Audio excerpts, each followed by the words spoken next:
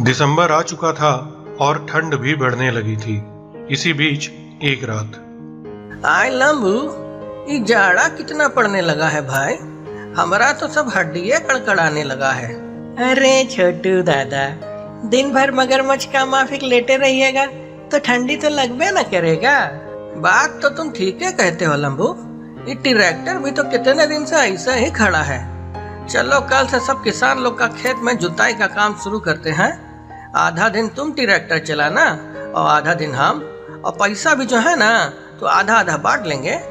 ये हुआ ना बात छोटू दादा। चलिए कल से काम पे लगा जाए। और अगले दिन से दोनों बारी बारी किसानों के खेत में जुताई करने लगे। आधा दिन छोटू तो आधा दिन लंबू, और बदले में उन्हें पैसे भी मिलने लगे।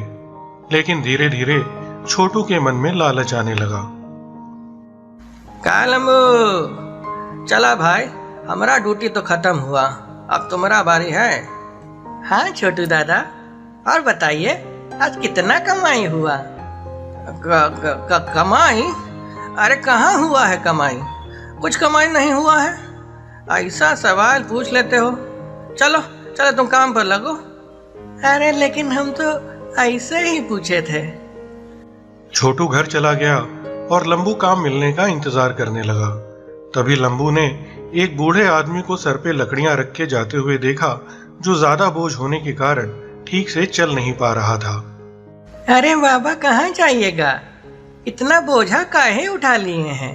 बेटा, जीने के लिए काम तो करना ही पड़ता है। घर थोड़ा दूर है लेकिन जाना तो पड़ेगा ही। अरे रुकिए, चलिए हम छोड़ देते हैं। और लंबू उस बूढ़े आदमी को उसके घर तक छोड़ के आया। अगले दिन लंबू, ये ट्रैक्टर हम तुमको काम करने के लिए दिए हैं कि घूमने के लिए?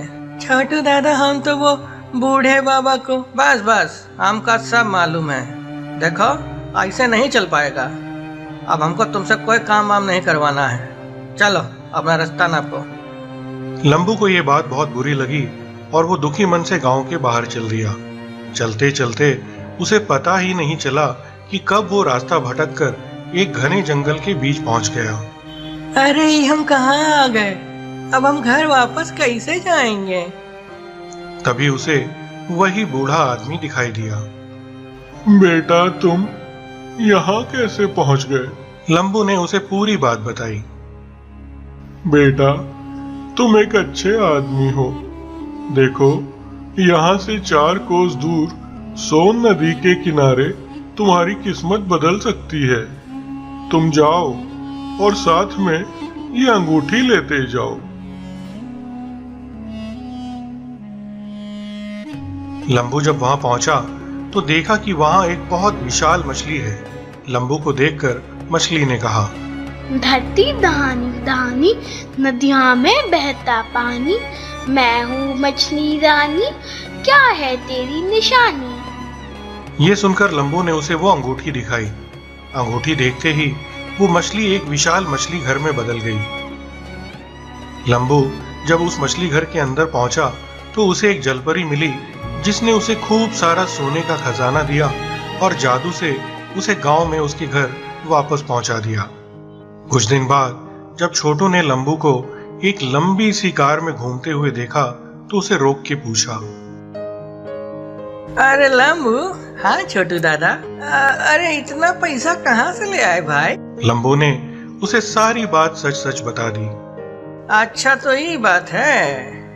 देखो हमका ना तो बुढ़ाओ का जरूरत है और ना ही वो अंगूठी का। हम तो अपना लाठी लेके जाएंगे और पूरा खजाना लाएंगे। और फिर छोटू भी नदी किनारे उसी मछली के पास पहुंचा।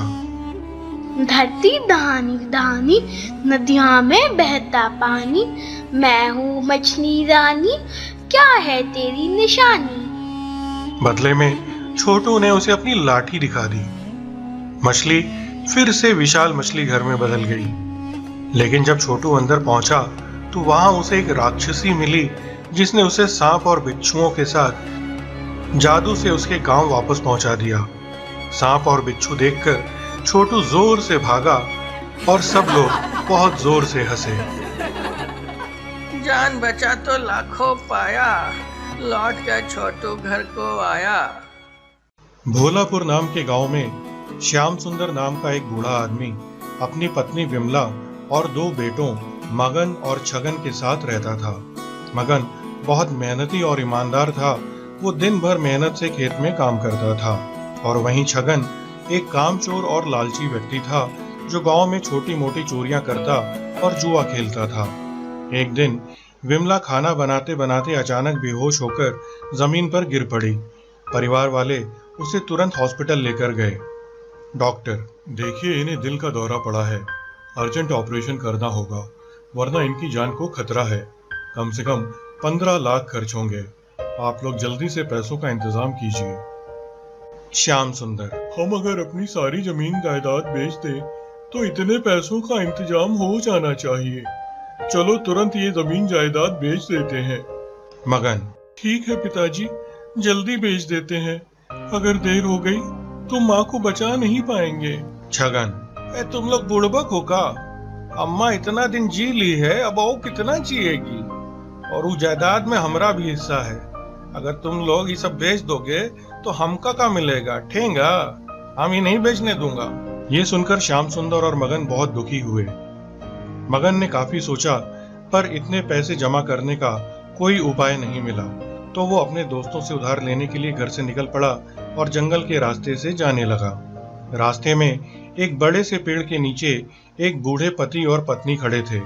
बूढ़े आदमी ने मगन से कहा, बेटा हम बहुत भूखे हैं, खाने के लिए कुछ हो तो हमें दे दो। मगन ने तुरंत अपने पास रखा खाना उन्हें दे दिया। वो खाकर दोनों बहुत खुश हुए। बूढ़ी, बेटा हमारी भूख मिटाने के लिए तुम्हारा बहुत बहुत धन्यवाद। ये देखो हम इस पेड़ में अपना घर बनाकर रहते हैं। अंदर आओ और हमारी मेहमान नवाजी स्वीकार करो। ये कहते ही पेड़ के घर का दरवाजा खुला और तीनों अंदर गए। अंदर पहुंचते ही मगन ने देखा हर जगह सोना ही सोना है। कुछ लोग वहां सोना खोद रहे थे और कुछ सोना उठाकर एक जगह पर रख रहे थे। इतने में वो बूढ़े पति पत्नी राक्षस के रूप में बदल गए। राक्षसी, क्यों डर गए? ये भूमिगत सोने की खदान है। हमें जहाँ सोना मिलता है हम लोग वहीं रुककर वो सोना अपने लोग ले जाते हैं। अब से तुम भी हमारे सेवक हो। जाओ काम पे लग जाओ जल्दी। जो आप कर रहे हैं वो बहुत गलत है। किसी का भरोसा तोड़ना बहुत बड़ा पाप होता है।